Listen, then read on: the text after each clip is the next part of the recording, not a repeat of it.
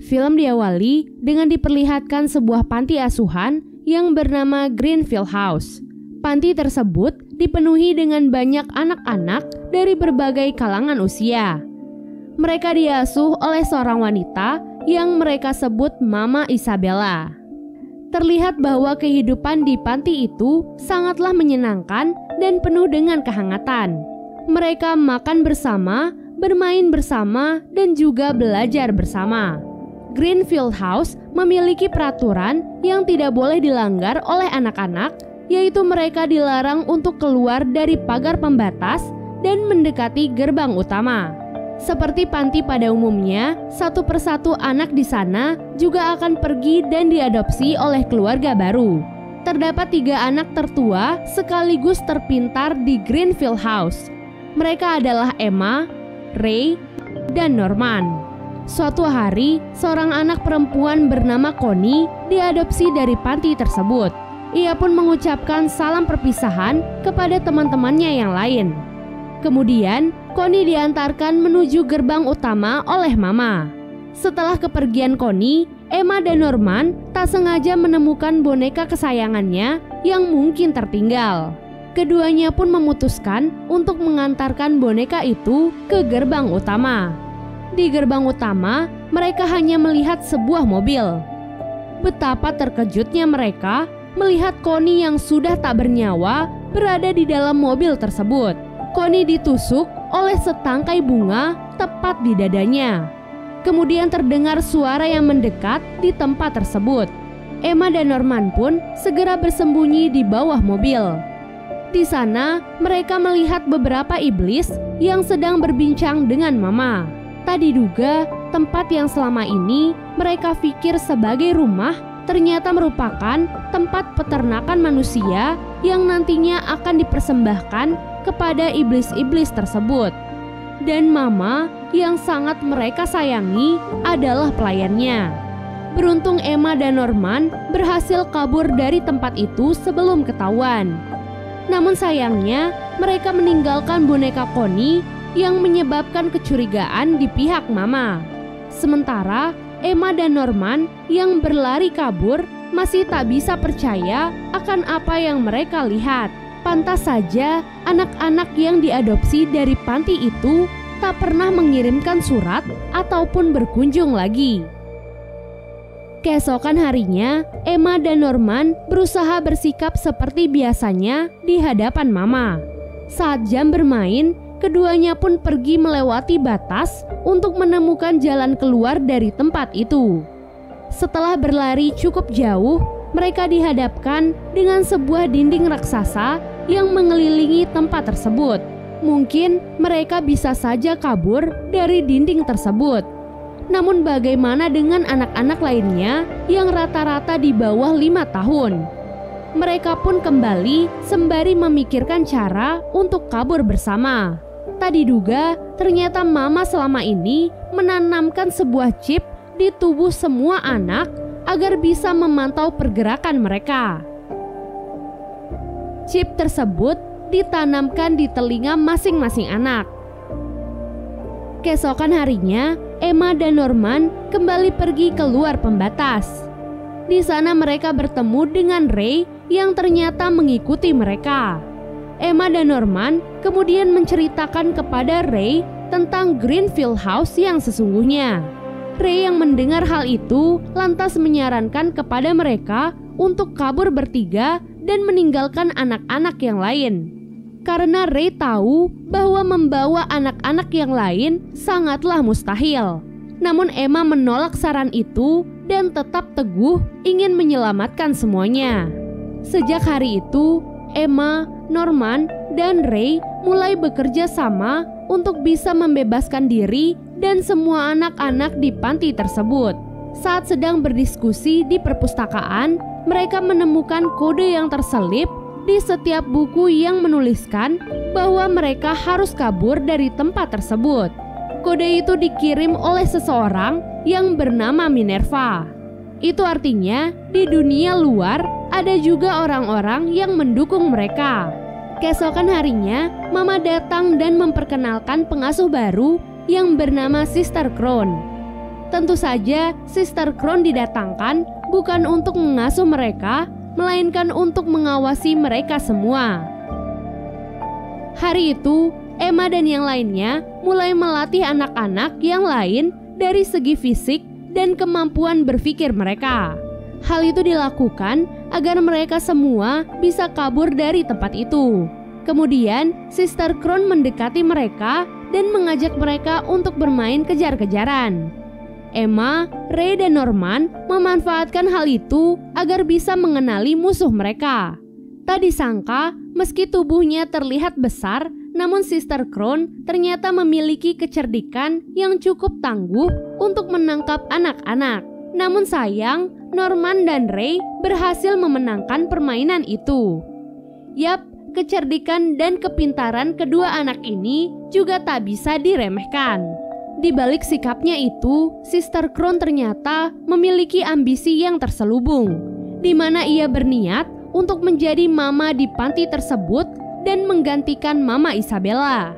Oleh sebab itu, ia berusaha keras untuk mencari bukti dari pelarian yang akan dilakukan oleh anak-anak panti agar bisa dilaporkan ke pusat. Dengan begitu, Mama Isabella akan mendapatkan teguran dan dihukum mati. Setelah hari itu, Mama dan Sister Crown tak melakukan apapun untuk menghalangi mereka. Hal itu pun menimbulkan kecurigaan di kepala Norman.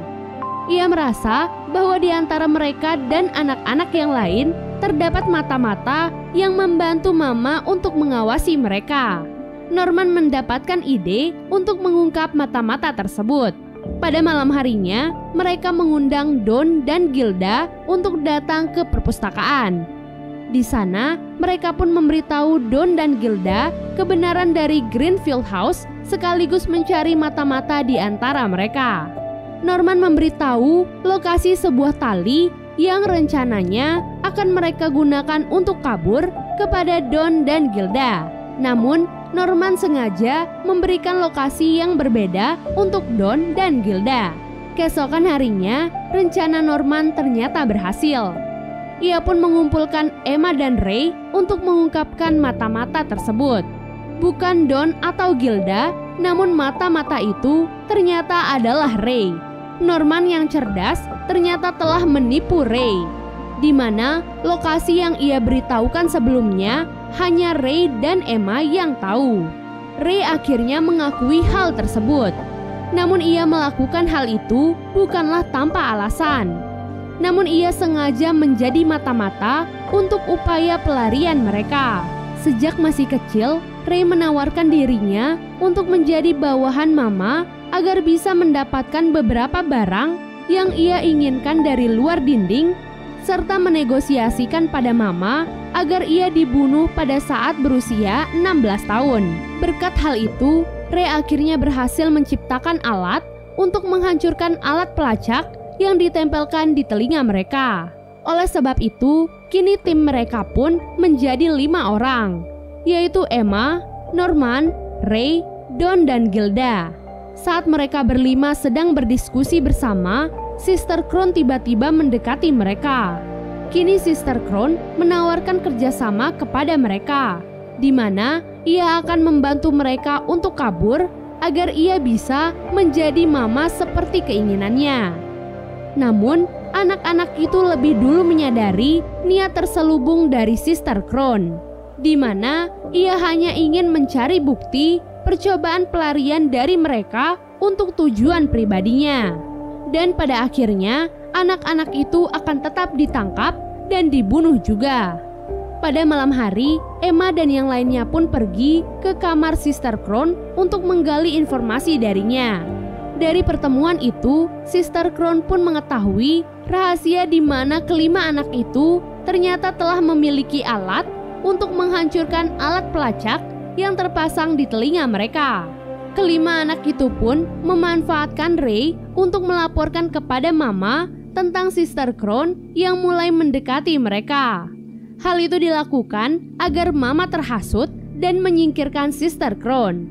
Keesokan harinya, Sister Crown terlihat mencari-cari alat tersebut di seluruh tempat. Sampai akhirnya, Sister Crown menemukan alat tersebut di sebuah boneka milik salah satu anak. Saat hampir saja mendapatkan alat itu, Mama tiba-tiba datang dan memberikan surat pemindahan untuk Sister Crown ke panti lainnya. Sebelum pergi, Sister Crown terlihat menaruh sebuah pulpen di laci milik Norman.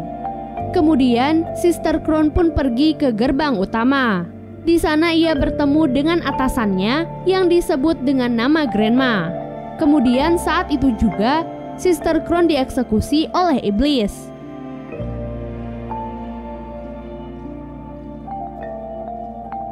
Keesokan harinya, Emma dan Norman memutuskan untuk pergi memanjat dinding untuk melihat-lihat jalan yang bisa mereka lalui saat kabur. Sementara itu, Don, Gilda, dan Ray akan bertugas untuk mengalihkan perhatian Mama. Namun Mama ternyata sudah lebih tahu tentang rencana itu. Sehingga ia pun menyekap Ray di dalam kamar dan berlari mengejar Norman dan Emma. Dan benar saja, Norman dan Emma tertangkap basah di depan dinding. Emma pun segera menyuruh Norman untuk kabur meninggalkannya, sementara ia akan menahan Mama. Tak diduga, Mama dengan tega mematahkan kaki Emma begitu saja. Karena hal itulah, Norman dan Emma pun akhirnya gagal. Dengan terburu-buru, Mama memberitahu mereka bahwa yang selanjutnya dieksekusi adalah Norman. Emma dan yang lainnya sangat terpukul mendengar hal itu. Ditambah sekarang, Emma tak bisa bergerak karena kakinya yang patah.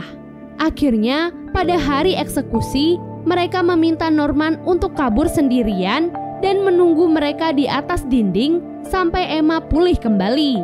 Dan benar saja, hari itu Norman pergi melewati batas dengan membawa beberapa perlengkapan. Terlihat Norman berhasil sampai di atas dinding. Emma yang mengira Norman telah kabur terlihat cukup tenang. Namun tak diduga, Norman malah datang kembali begitu Mama mencarinya. Hal itu membuat Emma dan teman-temannya cukup kecewa dengan tindakan Norman. Sebelum dibawa ke gerbang utama, Norman menggambarkan sketsa dinding yang telah ia telusuri. Norman melakukan hal itu agar teman-temannya bisa kabur dari tempat tersebut. Sebelum benar-benar pergi, Norman mengucapkan salam perpisahan kepada teman-temannya dengan berat hati. Dan Norman akhirnya dibawa ke gerbang utama oleh Mama.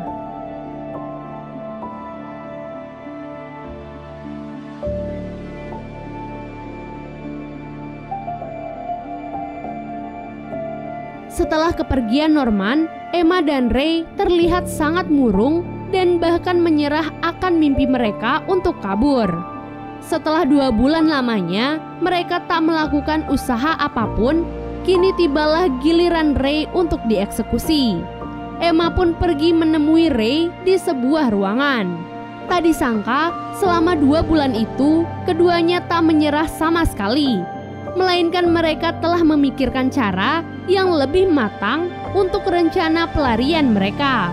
Tak diduga, sebelum kepergiannya, Norman meninggalkan pesan dan rencana matang untuk mereka, di mana selama ini mereka tetap melatih anak-anak untuk keberhasilan rencana mereka.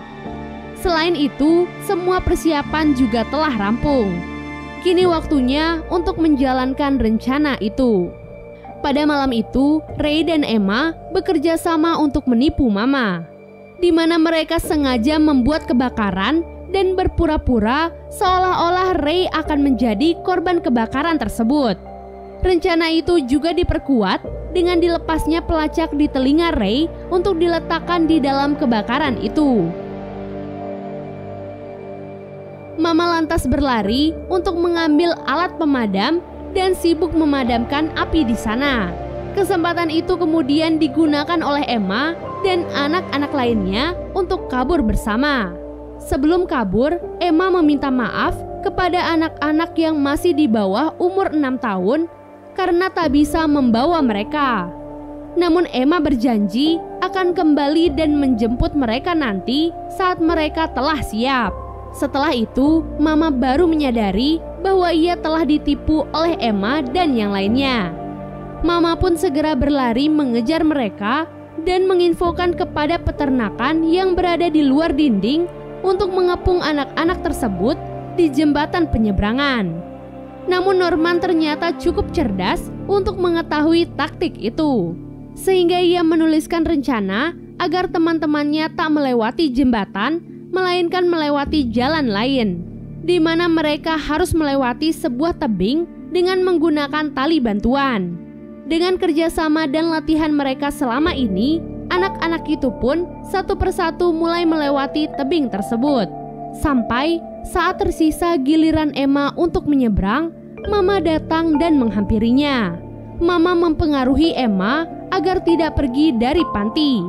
Ia berkata bahwa di luar sana tak ada kehidupan yang lebih baik selain di Greenfield House. Namun, Emma dengan lantang berkata bahwa jika tidak ada kehidupan, maka ia dan teman-temannya yang akan membuat kehidupan itu. Saat menyeberang, Mama sebenarnya bisa saja memotong tali yang dilewati oleh Emma. Namun karena rasa sayangnya, Mama tak bisa melakukan hal tersebut. Setelah kepergian anak-anak itu, Mama terlihat sedikit bahagia.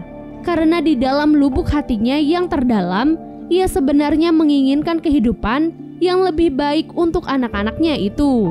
Karena kejadian itu, Mama akhirnya dieksekusi dan menjadi makanan untuk iblis. Dan film pun selesai.